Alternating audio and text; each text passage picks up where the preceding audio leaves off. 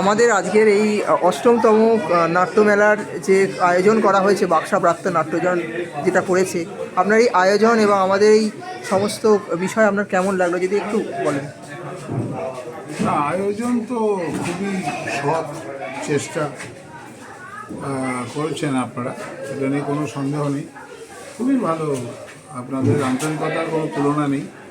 আপনাদের ক্ষমতার ঊর্ধ্বে উঠে আপনারা চেষ্টা করেছেন এবং সত্যিই তাতে যতটাই আনন্দ পেয়েছি আমরা।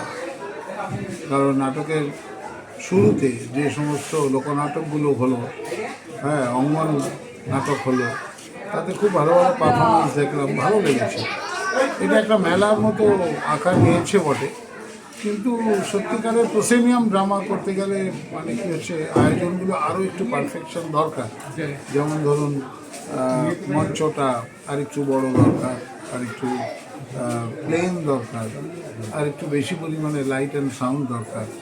হ্যাঁ, তার একটু সেগুলো দরকার, সেই অভাবগুলো নিয়েই এটা করা। ওইগুলো ছাড়া বাকি সবটাই খুব ভালো। আর ওই ছোটো বাচ্চারা পাড়ার মধ্যে হলে যা হয় আসে, একটু কথাবার্তা বলছে, সেটা তাদের আস্তে আস্তে আর একটু যদি ট্রেন করা যায়।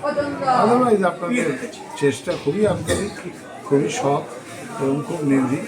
আমাদের ভালো লেগেছে, আমরা এনজয় করছি। ধন্যবাদ।